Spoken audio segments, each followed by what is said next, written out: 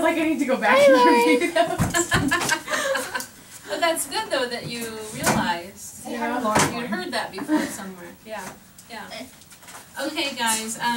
Your word of the day. We are on. Are we on list 19? I think so. That's what I think too.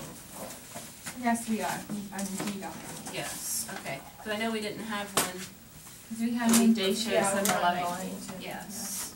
Okay. Alright, let's see. And just so you know, your quiz this week is Thursday, so please make a note of it. Because you are going on a field trip Friday, and I know I know my information now because I checked my. Where exactly are we going? Here we go. I'll read it to you. I got this email yesterday from Mrs. McLeish. This Friday, the Fort Wayne Dance Collective has a famous modern dance troupe visiting, and there is a lecture demonstration at Northside High School that our whole school is invited to attend free of charge. But it would, but it would require canceling academic classes that day because it's right in the middle of the morning. What is your feeling on missing a day of school this week? That's a question for me and Mr. Bly and Ms. Savage. We have attended this lecture demonstration for the past 6 years, but this is the first year it's been in the morning. So I will defer to the three of you to make the call on if we attend. So, because of that, of course we said yes. So, because of that, We need a day off. we're gonna move your quiz to Thursday. Okay? Yes. Will current events be on Thursday or Monday? Yes, let's go ahead and do that. I know I did not have the answer to that this morning in the world history, but I do now. So, What's the word? Oh, we heard it. I have not put your word up there yet. Oh, I know. I want it to be misanthrope.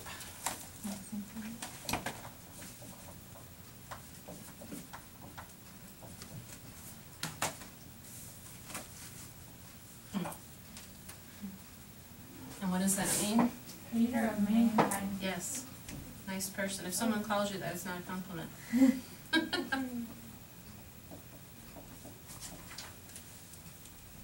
Is this green?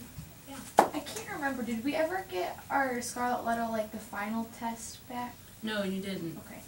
And I was working on them over spring break, but not very hard. Remember Rocket Boy? I wasn't working on Oh them very yeah, hard. like the Rocket Boy essays that we fixed. Yeah. A couple of us like redid the essay. Oh yeah, you got your full points for that. Oh, we did? Yeah, I just need to put those on Teacher Ease. Okay, because I Yeah. didn't see that on there. Yeah. I just wondered. Yeah, I'll have your Scarlet Letter test for you this week, for sure. Okay, so, we're ready for the Crucible. Can I tell you something really cool that I Sure. did recently? Sure. Okay, so I saw the Dead Sea Scrolls. Have you ever heard of those? Yes. Yeah, I saw them. They came to wherever my retreat was, and we got to go see them. And what they didn't have, it was for like the past week they didn't have this, and then they decided to bring it in. There was the book of Deuteronomy, in the Ten Commandments, and they had like a scroll.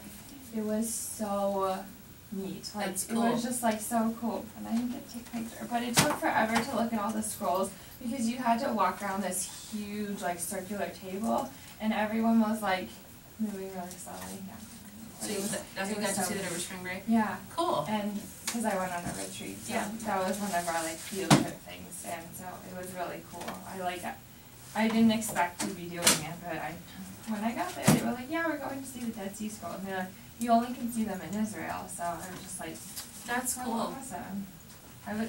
Were you yeah. not allowed to take pictures? No, you were not allowed. Yeah, I bet. Yeah. Because even if you had the flash off, like it could still affect you. Damage yeah, absolutely. That would be really bad. And those are like contained in like a certain pressure and like certain temperature, or else they're gonna fall apart. So it was really neat. Hey, For the word of the day, can it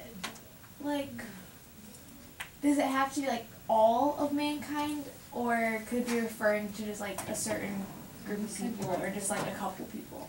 That's my I know I have hater of mankind on there. Let me give you the dictionary.com definition. And maybe that'll help you. Let's see. They said the only reason that they found, the only reason that these scrolls were found is because a shepherd's goat went into the cave, and he dropped a rock in there to like get the goat to come back, but he heard pot shattering, or he had like shattered like glass, so he went down in there and he found these scrolls. That's amazing. I know. And this kid was only like 15, like our age, so it was just like That's cool. incredible. Misanthrope, a person who dislikes or distrusts other people Okay. or mankind in general. Yeah, and I'd like to hear their pronunciation as well. Listen. Misanthrope. Misanthrope. Okay, crucible time. Right? And one more thing, we got to touch the western wall. They like brought a piece of the western wall. And like Really? you could put notes in there and stuff. And they are like, so when the scrolls and everything, the whole exhibit goes back to Israel, they're gonna put those notes like in the western wall. So technically I That's cool. visited the western wall. Where were you? I was in Cincinnati. Oh, that's cool. So was Marie. She was in Cincinnati. Yeah. Okay, I have my bookmark between pages 10 and 11. Retrace. That makes sense. Okay, so let's review because it has been a while since we had only just begun it as well, and I'm even a little shaky, sketchy on who was reading whose part. Yeah, So, me too. so I read to you the intro pages to Act 1 and set the scene, and so you understand the setting. You know, small Puritan community, Salem, Massachusetts. Can someone give us a little more information about what we read, possibly? All I remember is, I think it's like my daughter is sick in bed, and people are assuming that it was because she was involved in witchcraft, because like she and her friend were out messing around, and that's the only explanation they have for it. Right. Wasn't she like dancing in the woods or something? Yes. Yeah. She was dancing in the woods, so it must be the devil's work, right? And which is, here's a little history for you, which is why some religions don't dance. Okay, it goes way, way back in history. A lot of religions they don't allow you to dance. So, and some colleges even. I know Huntington College and Indiana Wesleyan are very strict about dancing and things like that. So, it's very old in religious beliefs. Okay, yes, so, whose daughter is it who's ill? Or who is laying in bed? Paris, it's Paris? Paris. Sorry. Is her name Isn't he a Betty, yeah, her name's Betty. Yeah. No, he's not. Paris, yes. Okay, and Abigail is his niece. Okay, and she says on page 10, Uncle, we did dance. Let you tell them I confessed it, and I'll be whipped if I must be. But they're speaking of witchcraft. Betty's not witched. Okay, so Abigail and Betty were out in the woods dancing, and you know, people think she's, oh no, she's possessed, right? Not dancing! Okay, so, What is this thing? Does that mean that like Puritans like they think that like ballet dancers are like possessed? I don't know about ballet, I don't know, that's a good question, that's a good question. Okay, who was reading Abigail's part? I mean, we can get, okay, Marie. That was very. Who's reading Paris? Paige. Who was the slave? Fujinon or something? Tituba? Oh, Tituba. Yeah, she only had that one line. And then Mrs. Putnam. Is that one? Okay. I was older. And then we need Mr. Putnam. And he's just referred to as Putnam. Okay. I So- think I was Suzanne Walcott. Okay. so we'll have Marnay Putnam.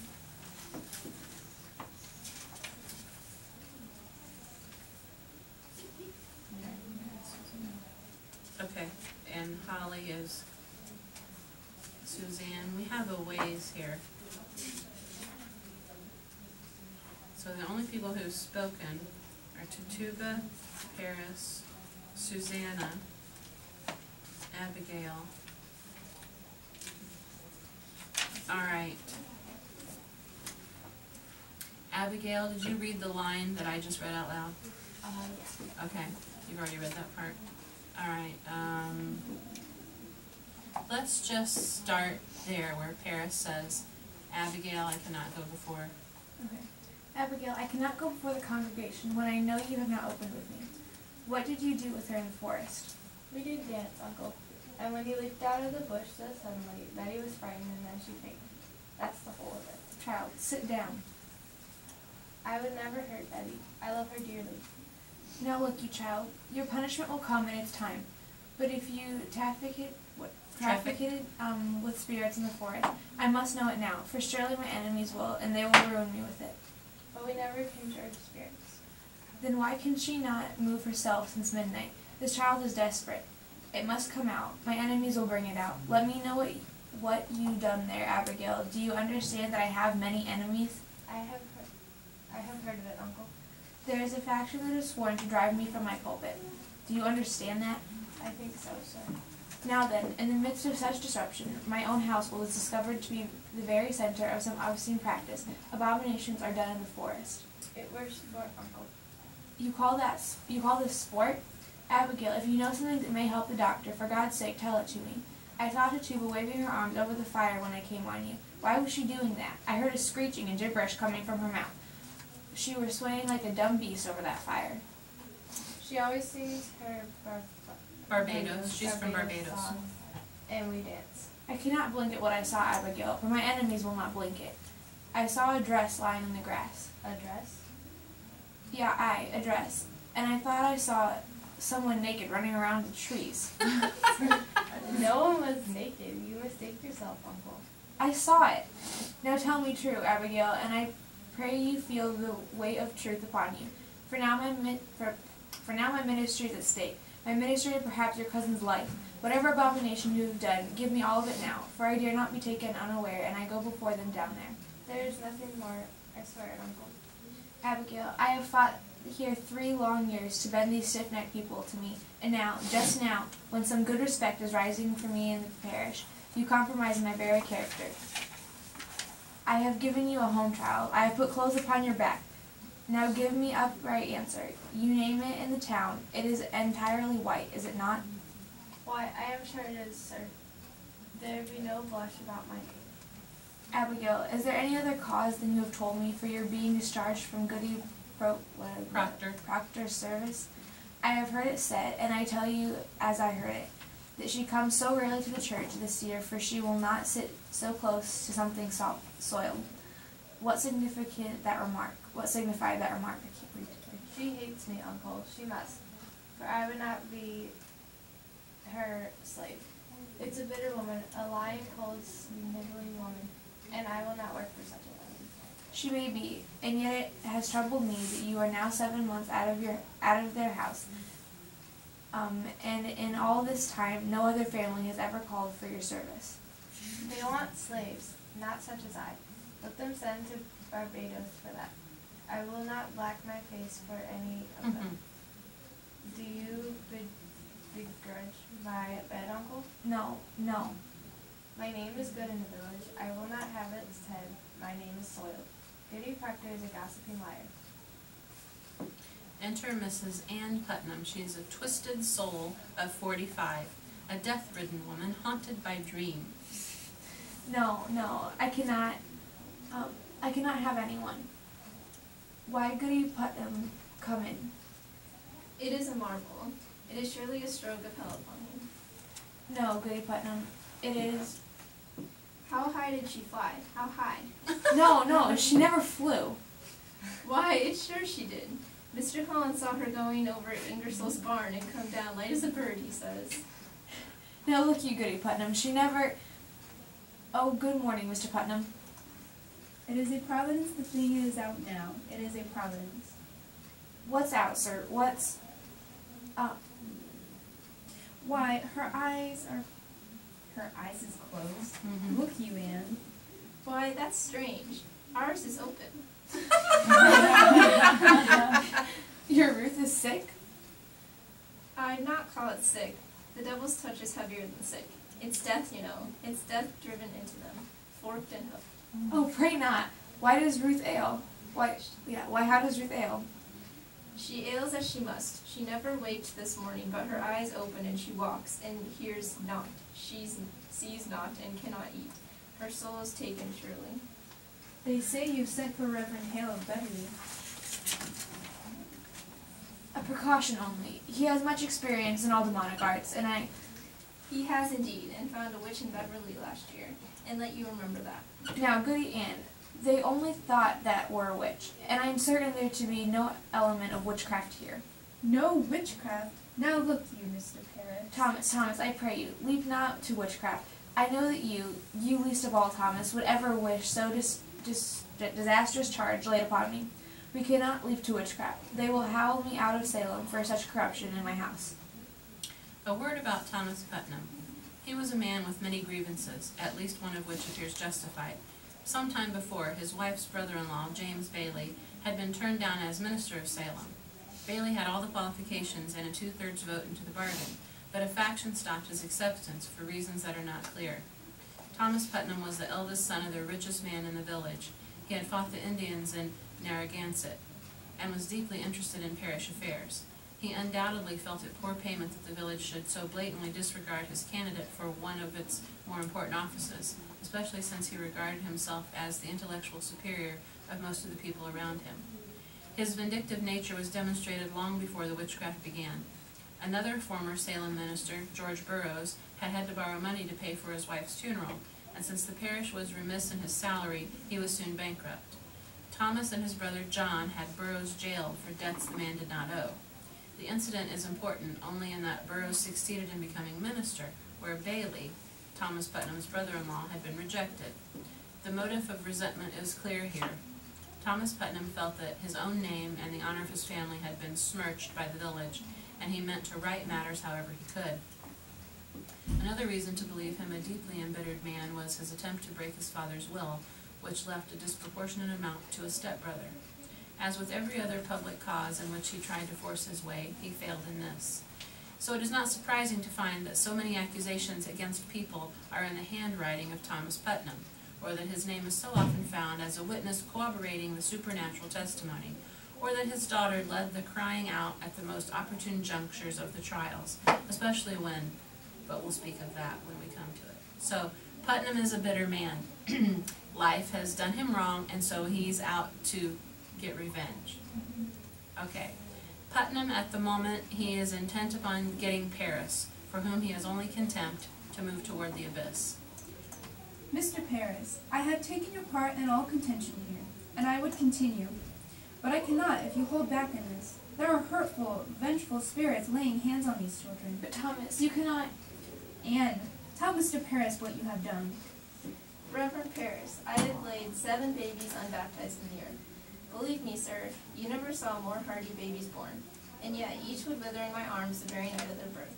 I have spoke nothing, but my heart has clamored intimations. And now, this year, my Ruth, my only, I see her turning strange. A secret child she has become this year, and shrivels like a sucking mouth were pulling on her life, too. And so I thought to send her to your Tituba.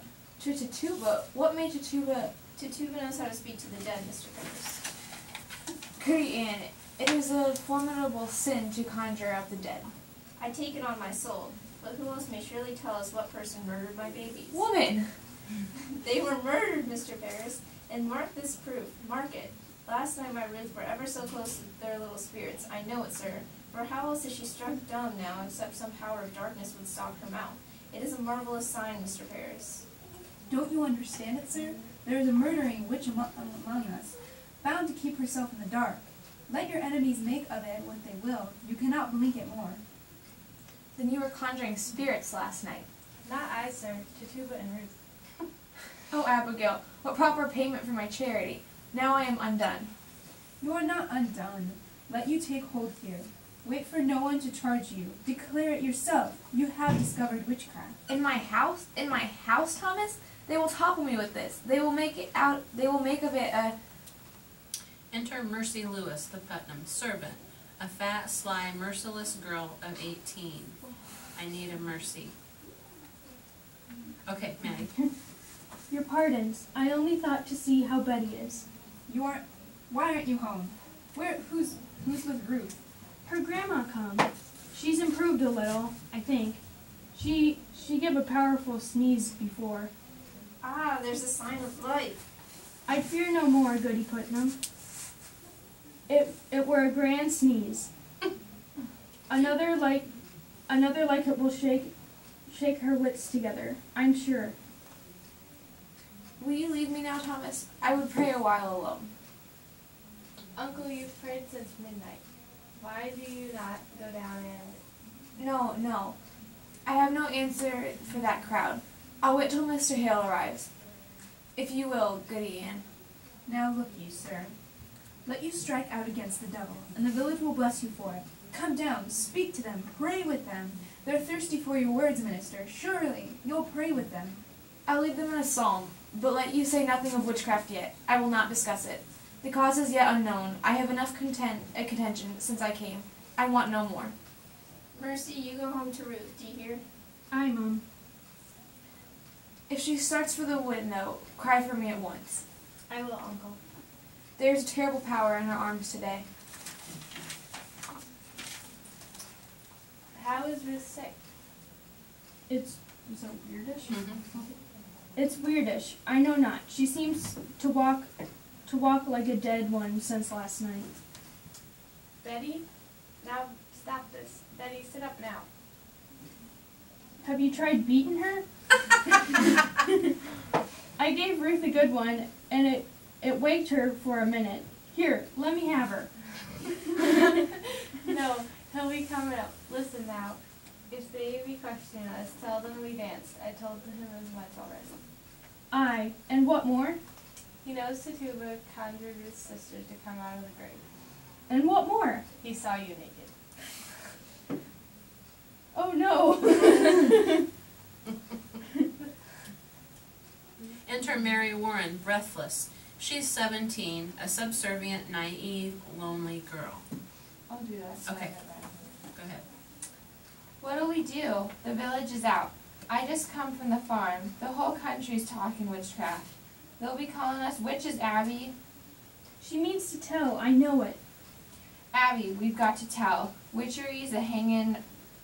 What does that say? Error? Error, yeah. Okay. A hanging like they done in Boston 2 years ago. We must tell the truth, Abby. You'll only be whipped for dancing and the other things. Oh, we'll be whipped. I never done it. I never done none of it, Abby. I only looked. Oh, you're a great one for looking, aren't you, Mary Warren? And a grand peeping courage you have. Betty, dear, wake up now. It's Abigail. I'll beat you, Betty. You seem improving. I talked to your papa and I told him everything. So there's nothing to... Betty darts off the bed, frightened of Abigail, and flattens herself against the wall. I need a Betty. Morning. I want my mama. What ails you, Betty? Your mama's dead and buried. I'll fly, mama. Let me fly. I told him everything. He knows now. He knows everything You drank blood, Abby. You didn't tell me that. Betty, you never say that again. You will never... You did. You drank a charm to kill John Proctor's wife. You drank a charm to kill Goody Proctor. Shut it. Now shut it. Mama! Mama! Now look you, all of you. We danced, and Tituba conjured Ruth Putnam's dead sisters. And that is all. And mark this, let either of you breathe a word, or the edge of a word, about the other things, and I will come to you in the black of some terrible night, and I will bring a poignant reckoning that will shudder you. And you know I can do it. I saw Indians smash my dear parents' heads on the pillow next to mine, and I have seen some reddish work done at night.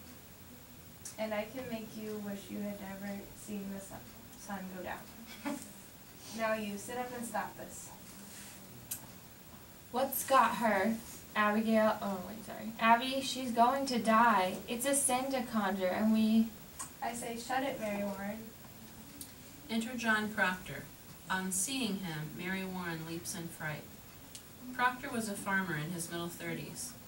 He need not have been a partisan of any faction in the town, but there is evidence to suggest that he had a sharp and biting way with hypocrites. He was the kind of man, powerful of body, even-tempered, and not easily led, who could not refuse support to partisans without drawing their deepest resentment. In Proctor's presence, a fool felt his foolishness instantly, and a Proctor is always marked for calumny therefore. But as we shall see, the steady manner he displays does not spring from an untroubled soul.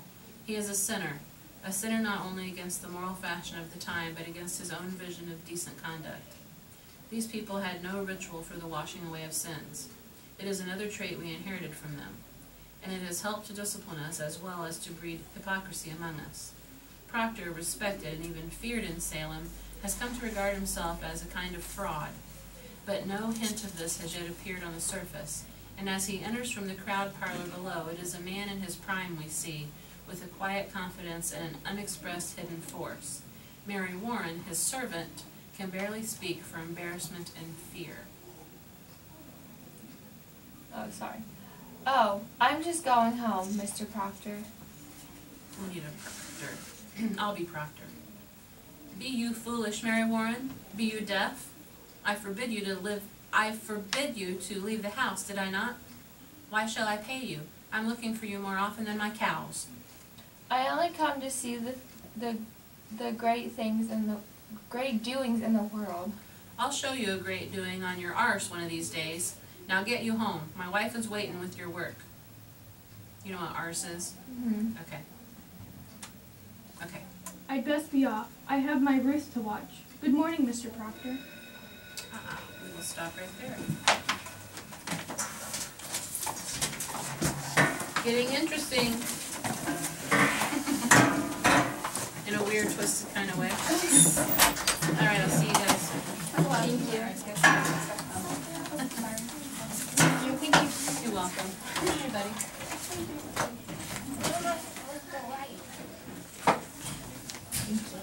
Well, you say I like my room. I'd say, describe your room.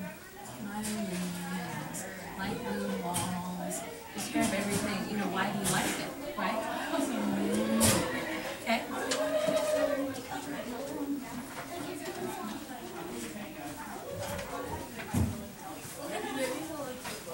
Are you still sitting in the same spots?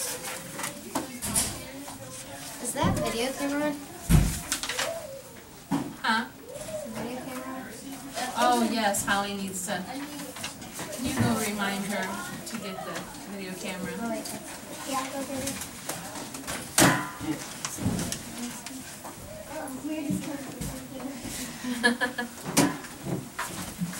Sorry, Lauren, I forgot you.